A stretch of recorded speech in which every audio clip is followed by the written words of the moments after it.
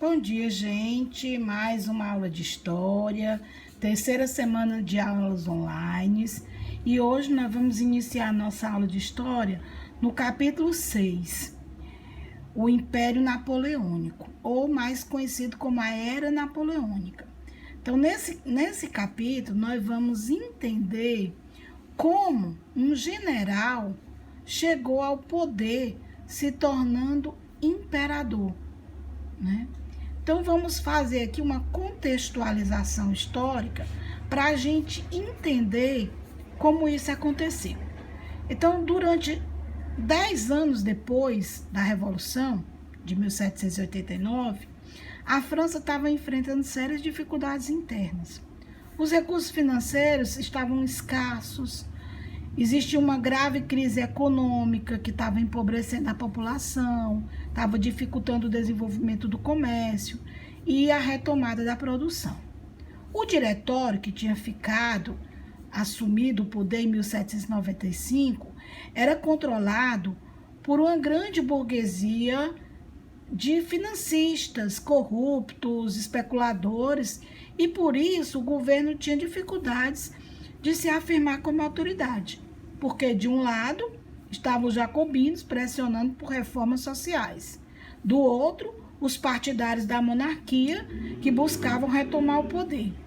Então, no plano externo, havia muitos conflitos contra os vizinhos europeus, né? E isso esgotou as finanças do Estado francês, gerando um clima de incerteza no país. Então, foi nesse contexto de crise que o jovem Napoleão Bonaparte começou a ganhar a popularidade para poder se intitular imperador da França. Então, na era napoleônica, nós temos aí dois ângulos: Napoleão militar, general, e ele coroado como imperador. Então, como Napoleão chegou ao poder? Bom, em 1799, Napoleão Bonaparte deixou seu exército lá no Egito, numa campanha que ele estava, e se dirigiu para a França, onde foi aclamado pela população nas ruas de Paris. Dias depois, ele tomou o poder com um golpe de Estado, que ficou conhecido como 18 Brumário, né, e encerrou a Revolução na França. Então, as reações dos jacobinos, dos democratas, ao golpe foram reprimidas, e o poder político ficou concentrado no consulado, né? O consulado era um órgão executivo formado por 3 cônsules, e entre eles estava o próprio Napoleão Bonaparte. Então, a Era Napoleônica foi o período em que Napoleão Bonaparte passou de grande general francês a imperador da França, estabelecendo aí domínios e níveis continentais. Quando começou isso? Bom, começou com o 18 Brumário. Ele deu o golpe do 18 Brumário e foi terminar, né, no governo dos 100 dias, que foi a segunda queda do império dele. Então, as etapas foram 3. O consulado, né, depois o império e depois o governo dos 100 dias. Vamos entender por parte. O consulado, inicialmente eram 3 cônsules. Havia uma constituição, que essa constituição elegeu Napoleão I cônsul. Poder legislativo com uma aparente democracia. Só que depois Napoleão concentrou poderes e começou a agir de forma ditatorial. Porque Napoleão, quando ele concentrou poderes nas mãos dele, ele abandonou o princípio iluminista de limitação do poder. Aí, fortalecido, ele censurou a imprensa, ele suprimiu as liberdades individuais e políticas, e ele achava assim, como ele era um general e estava no poder, a França, não voltaria a ser uma monarquia absolutista. Mas os intensos debates políticos, estimulados pela Revolução Francesa, foram ficando para trás, foram ficando esquecidos, né?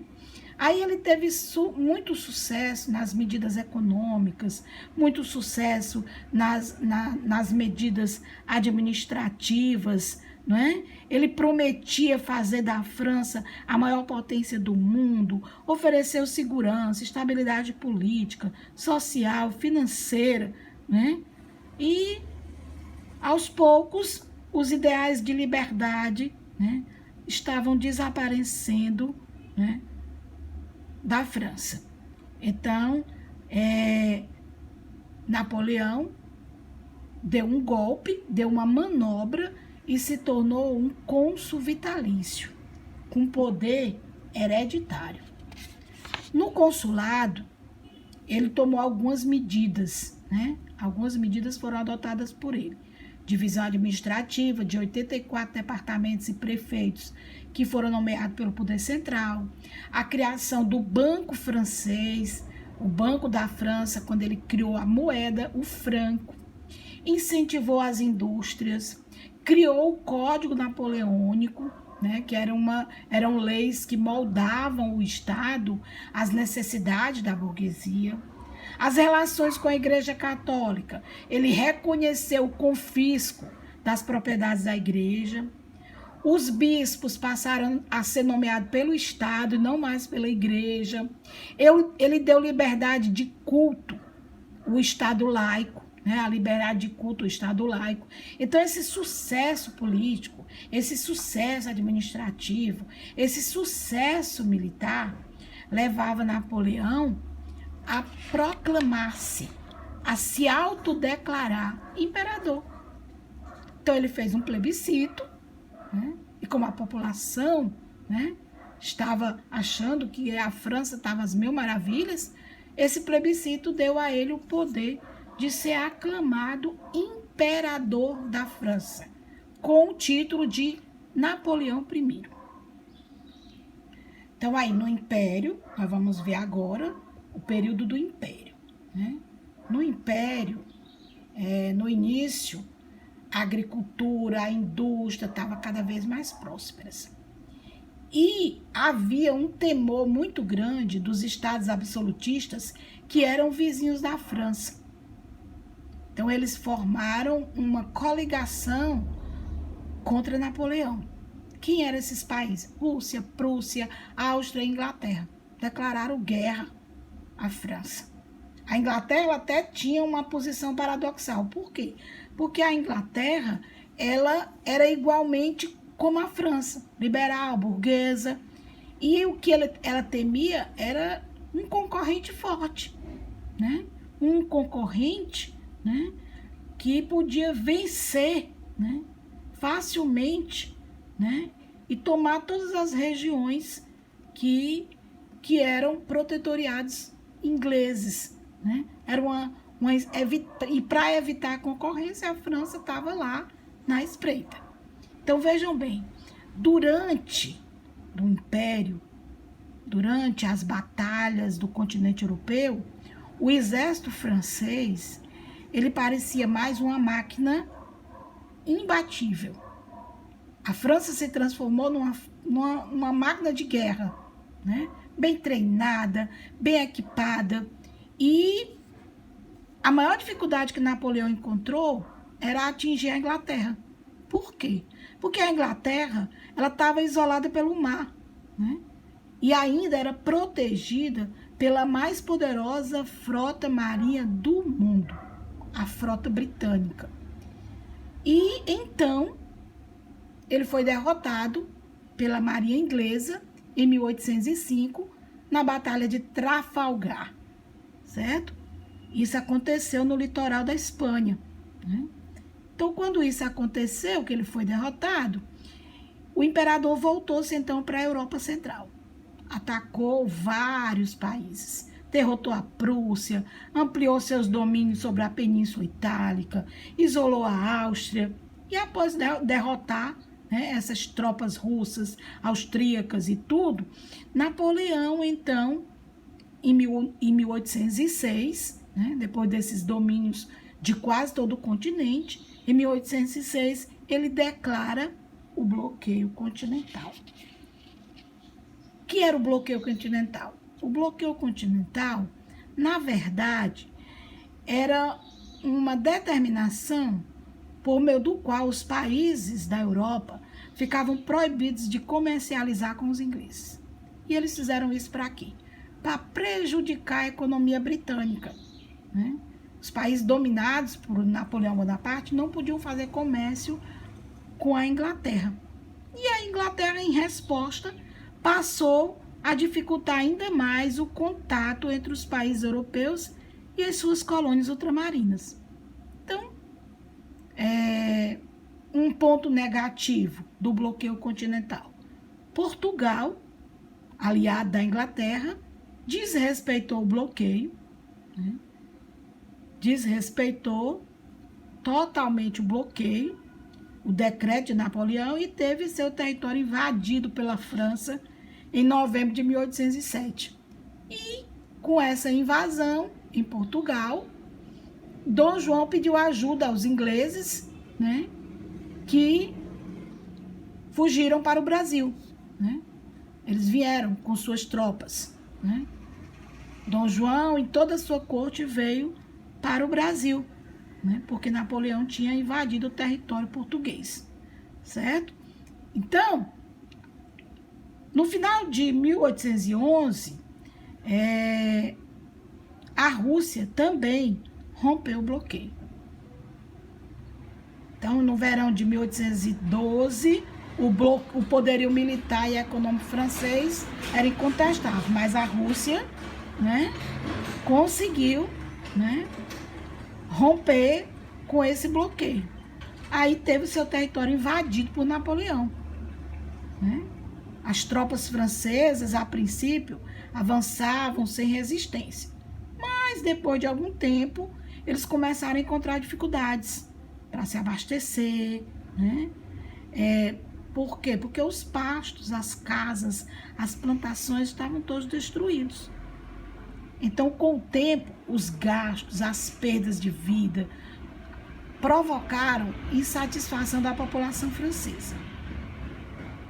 E os produtos ingleses começaram a fazer falta no mercado europeu. Então, a Inglaterra, durante esse bloqueio, como ela não podia comercializar com os países europeus, ela voltou-se para a América Latina, né? Foi investir na América. Bom, voltamos para a Rússia. A tática da Rússia é uma tática que a gente sempre fala. É a tática de terra arrasada. Como é isso? Eles recuavam e arrasavam tudo, queimavam tudo.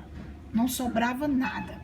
As cidades ficavam abandonadas, destruídas. E quando os soldados franceses chegavam, eles não tinham como se abrigar, eles não tinham como comer, né? E naquela época o inverno era muito rigoroso. O general inverno, né, foi o maior aliado da Rússia. Então os soldados franceses tornaram-se presas fáceis para a guerrilha russa, né? Então, quando eles chegaram em setembro, quando eles chegaram em Moscou, né, mais ou menos, o desastre foi total. Sem suprimentos, né? Castigados pelo frio. Então, as forças francesas foram aniquiladas facilmente pelo exército russo. Porque, diante da situação desfavorável, Napoleão e suas tropas, eles foram suprimidos pela coligação dos austríacos, dos russos e dos prussianos, certo? Então, em março de 1804, as tropas do czar alemão Alexandre I, junto com a Rússia, a Prússia e a Áustria, invadiram Paris, né? E diante dessa invasão, dessa situação, Napoleão, né, sem apoio da burguesia, foi forçado a deixar o trono e exilou-se na ilha de Elba, no Mediterrâneo, né? Então, as forças de ocupação estrangeira reconduziram os Bourbons ao poder. Então, Luís XVIII, irmão de Luís XVI, aquele que foi guilhotinado na Revolução Francesa, assumiu o poder. Então, Luís XVIII, né, da dinastia Bourbon, voltou à monarquia francesa. Só que a população, a maioria da população, não aceitava muito, né? Achou que era um ato de imposição dos países vencedores e um retrocesso em relação às conquistas que eles tinham obtidos durante a Revolução. Lá na ilha de Elba, Napoleão ficava sabendo de tudo que estava acontecendo. A insatisfação dos franceses com a monarquia, né? Então, o que é que ele fez? Fugiu da ilha de Elba. Né? Com essas notícias, ele fugiu da ilha de Elba, retomou Paris. Então, em março de 1815, Napoleão retornou ao poder, com o apoio dos militares, e foi aclamado pela população novamente. Só que durou pouco, o governo dos 100 dias. Né? Ele veio com a promessa de organização, de um governo democrático, mas aí uma nova coligação internacional se reuniu. Né? De novo, quem? Dessa vez, Rússia, Áustria, né? Prússia e a Inglaterra. E destronaram Napoleão em junho de 1815. Aonde? Na Batalha de Waterloo, na Bélgica. Então, dessa vez, Napoleão foi levado pelos ingleses e enviado à ilha de Santa Helena, no Atlântico, onde ele ficou lá, né, até a sua morte, em 5 de maio de 1821. Então, Luís XVIII, reconduzido ao trono novamente. Houve o Congresso de Viena, que foi a reunião das potências que lutaram contra Napoleão, Inglaterra, Rússia, Áustria e Prússia, e redefiniram as fronteiras e restauraram as monarquias. Aí eles resolveram fazer uma aliança, que ficou conhecida como Santa Aliança. A Santa Aliança, ela era uma proposta de Alexandre I, o czar da Alemanha. Era uma coligação político-militar para combater as ideias liberais, para impedir os movimentos revolucionários e impedir os movimentos nacionalistas. A Inglaterra não aderiu efetivamente a essa Santa Aliança. Por quê?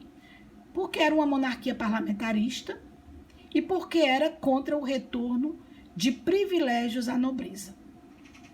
E também ela temia uma onda repressora aos movimentos de independência lá na América Latina. Então, a Inglaterra perdeu forças nas décadas seguintes e diante dos movimentos liberais nacionalistas que eclodiam a cada dia, certo? Então, eu resolvi terminar, né, agradecendo mais uma vez a vocês com essa frase de Napoleão, que eu achei bastante positiva para nós, quando ele diz: sobre a fuga de Dom João VI para o Brasil, foi o único que me enganou. Né? Então, obrigada e vamos aos nossos trabalhos.